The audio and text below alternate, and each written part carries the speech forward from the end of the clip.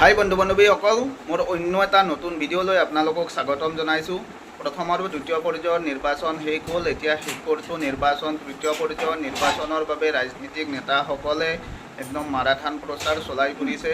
আৰু আজি গুৱাহাটী সমষ্টিৰ কংগ্ৰেছৰ প্ৰাৰ্থী মীৰা বৰঠাকুৰে এখন চন্দ্ৰপুৰত মিটিং কৰি হিমন্ত বিশ্ব শৰ্মাৰ বিৰুদ্ধে একদম বিস্ফোৰণ কৈছে যে হিমন্ত বিশ্ব শৰ্মাক প্ৰত্যাহ্বান জনাইছে। গতিকে তেনেকুৱা এটা প্ৰতিবেদন লৈ মই আজি আপোনালোকৰ মাজলৈ আহিছোঁ। আপোনালোকে ভিডিঅ'টো সম্পূৰ্ণকৈ চাব। আৰু শেষত ক'ম যে আপোনালোকে যিসকলে আজি মোৰ ইউটিউব চেনেলটোত নতুন কৰি ভিজিট কৰিব, প্লিজ আপোনালোকে ছাবস্ক্ৰাইব নকৰাকৈ নাযাব। গতিকে বলক এতিয়া আমি ভিডিঅ'টি সম্পূৰ্ণকৈ চাওঁ। নিদ্ৰাহীনত ভুগিছে। মই আজি চন্দ্ৰপুৰৰ পৰা হিমন্ত বিশ্ব শৰ্মাক প্ৰত্যাহ্বান জনাই গৈছোঁ যে আমাৰ দৰে যদি মানুহক জয়ী কৰি পথাৰ সাংসদ হওঁ, হিমন্ত বিশ্ব শৰ্মাই অসমৰ মাটিৰ ঠিকাদাৰ কৰিবলৈ 100 বাৰ চিন্তা কৰিব লাগিব। অসমৰ মাটিত কোনো বহিৰাগত দিব নোৱাৰিব। আমি 71ৰ আগত খবৰকে দিছোঁ। 71ৰ পিছত 1 লোটা মাটিৰ দায়িত্ব হিমন্ত বিশ্ব শৰ্মাই ল'লে। আমি প্ৰত্যাহ্বান হিচাপে লৈছোঁ অসমৰ জাতি মাটি ভেটিৰ দায়িত্ব অসমৰ ৰাইজে ল'ব। আৰু কোনো প্ৰতিনিধিয়ে ভাবিব নালাগে যে তেওঁ এটা সমষ্টিৰ পৰা জিকি গ'ল কাৰণে তেওঁ অসমৰ মালিক নহয়। হিমন্ত বিশ্ব শৰ্মা অসমৰ মালিক নহয়। আৰু যদি মালিকেই হয়, ভুৱা ফৰ্ম দি পেলাই হিমন্ত বিশ্ব শৰ্মাই ভোট কিয় ল'বলৈ বিচাৰি ফুৰিছে? ইমান যদি বিকাশ কৰিছে, দম আছে যদি হিমন্ত বিশ্ব শৰ্মাই ডুপ্লিকেট ফৰ্ম বন্ধ কৰি পেলাই তেওঁ এনেই ভোট বিচাৰক বিকাশটো কৰিছে মহিলাসকলে। সেয়ে মই আপোনালোকক আহ্বান জনাইছোঁ যে এইখন যুঁজ কেৱল কংগ্ৰেছৰ যুঁজ নহয়। আজি আমাৰ লগত গুৰুজ্যোতি গগৈ ডাঙৰীয়া আছে, অখিল গগৈ ডাঙৰীয়া আছে, অন্য সহযোগী দল আছে। আমাৰ দলৰ লগত তেওঁলোকৰ মতবিৰোধ আছে, মত পাৰ্থক্য আছে। কিন্তু আমি ঐক্যবদ্ধ কি কাৰণত হৈছোঁ? আমি অধিকাৰ হেৰুৱাব গৈ আছোঁ। আমি আন্দোলন প্ৰতিবাদ কিয় কৰোঁ? যেতিয়া চৰকাৰ স্বেচ্ছাচাৰী হয়, যেতিয়া চৰকাৰে পাব্লিকৰ কথাবিলাক নুশুনে, তেতিয়া আমি আন্দোলন আৰু প্ৰতিবাদ কৰি চৰকাৰক বাধ্য কৰাওঁ যে আমাৰ ভিতৰে জয়ী হোৱা চৰকাৰে 100 বাৰ চিন্তা কৰিব ৰাইজৰ জনকল্যাণ নিৰ্দিষ্ট কামৰ বিপৰীতে যাতে কাম নকৰে। সেইকাৰণে আজি আমাৰ সংবিধান যিখন আছে তাত 5টা বিধেয়ক নাইকিয়া কৰা হৈছে। মণিপুৰত উলংঘভাৱে মহিলাক পেৰেড কৰা হ'ল, প্ৰধানমন্ত্ৰী নগৰ। জোনমণি ৰাভাক পৰিকল্পিতভাৱে হত্যা কৰা হ'ল। জোনমণি ৰাভাৰ মাতৃক বাধ্য কৰা হৈছে শিকাই যাবৰ কাৰণে। এতিয়া বেটি ক'ত গ'ল? অসমৰ বেটিক কওক, মণিপুৰৰ বেটিক কওক, বিলকিছ বানুক কওক, মনীষা বাল্মীকিক কওক, অৰ্ণমা বৰাক কওক, ইন্দ্ৰজিৎ হতিলদাৰক কওক, না বেটিৰ লগত আছে না এওঁলোক যুৱকৰ লগত আছে। এই কথাখিনি আমাৰ মাতৃ সমাজে বুজিব লাগিব। মই এতিয়া আপোনালোকক আহ্বান জনাইছোঁ, যেতিয়া মুখ্যমন্ত্ৰী পৰিয়ালৰ পত্নী বা পৰিয়ালে ৰাজনৈতিক অধিকাৰ লৈ পেলাই ৰাইজৰ মাজত এটা অহংকাৰ পৰিৱেশ সৃষ্টি কৰে, তেতিয়াই প্ৰজাৰ নুপুৰ নাকতি হয়। আমি যেতিয়া দলি গগৈক বজাৰত লগ পাওঁ, কোনোবাই চিনি পায় নেকি এগৰাকী মুখ্যমন্ত্ৰীৰ পত্নী আছিল বুলি? আমি যেতিয়া হেমপ্ৰভা শইকীয়াক বজাৰত লগ পাওঁ, আমি চিনি পাওঁ কাৰণে চিনি পাওঁ, আপোনালোকে চিনি নাপাব। কিন্তু আজি দুৰ্ভাগ্যজনক কথা, এইখন অসমত মুখ্যমন্ত্ৰী নাথাকিলে পত্নী আধাৰশিলা কৰিবলৈ যায়। আমাক কি বুলি ভাবিছে তেওঁলোকে? সেয়ে মই আপোনালোকক আহ্বান জনাইছোঁ, সিদ্ধান্ত আপোনালোকৰ।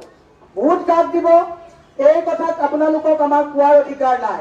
কিন্তু আপোনালোকে সঠিকভাৱে সিদ্ধান্ত লৈ যদি মোক জয়ী কৰাই পঠায়, আমি লুৰিণজ্যোতি গগৈ ডাঙৰীয়া, আমি গৌৰৱ গগৈ ডাঙৰীয়া, প্ৰদ্যুৎ বৰদলৈ ডাঙৰীয়া প্ৰমুখ্যে আমাৰ যদি সৰহ সংখ্যক লোক যদি আমি জয়ী হৈ যাওঁ, সংসদত 100 বাৰ আমি ৰাইজৰ অধিকাৰক লৈ মাত পাতিম।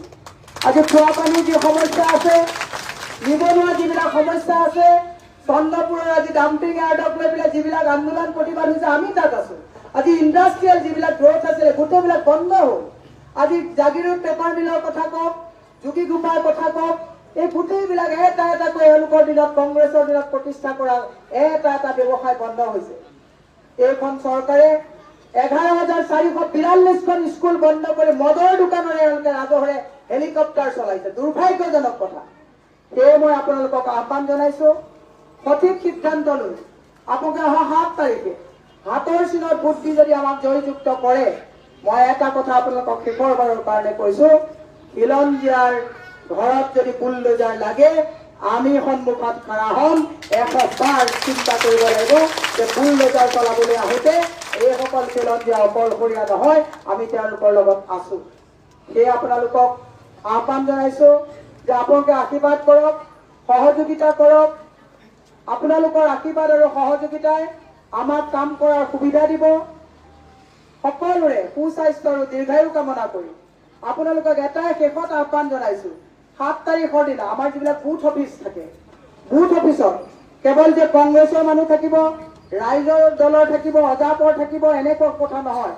প্ৰত্যেকজন দেশক ভাল পোৱা, প্ৰত্যেকজনে সংবিধানখনক সন্মান কৰা, প্ৰত্যেকজনে অসমৰ জাতি মাটি ভেটিক সন্মান কৰা প্ৰতিজনে বুথৰ অফিচত আপোনালোকে পহৰা দিব লাগিব। আৰু পুলিং এজেণ্টসকলক সষ্টম হৈ থাকি EVM যেতিয়ালৈকে ষ্ট্ৰং ৰুমলৈকে নাযাব, ফৰ্ম 17 যেতিয়ালৈকে ফৰ্ম চিগনেচাৰ কৰি আমি ষ্ট্ৰং ৰুমত EVM ভৰাই থৈ আহিব নোৱাৰিম, তেতিয়ালৈকে আমি পহৰা দিব লাগিব।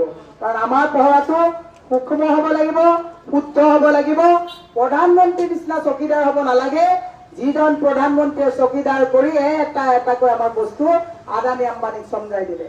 সেয়ে মই আশা ৰাখিছোঁ, মই আপোনালোকক শেষত মোৰ কথাটো কৈছোঁ, মোৰ হাতত পইচা নাই, মোৰ টকা পইচাৰ প্ৰতি মোৰ লালসাও নাই।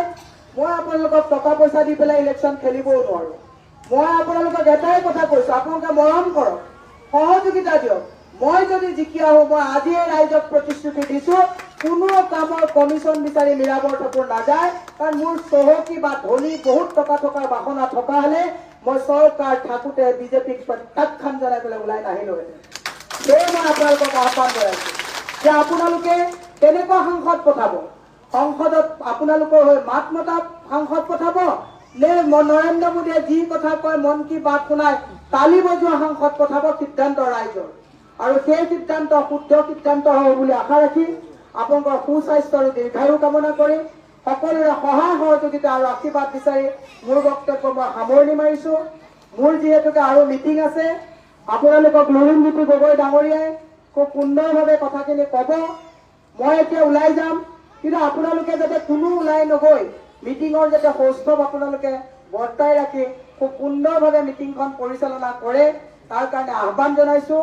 আৰু মিটিং শেষ হোৱাৰ পিছত আমাৰ এটা কাৰ্যালয় বনোৱা হৈছে, লুৰিণজ্যোতি গগৈ ডাঙৰীয়া কাৰ্যালয়টো উদ্বোধন কৰিব বুলি মই অনুৰোধ জনাই মই আপোনালোকৰ পৰা আৰু 5 মিনিটৰ পিছত বিদায় মাগিম।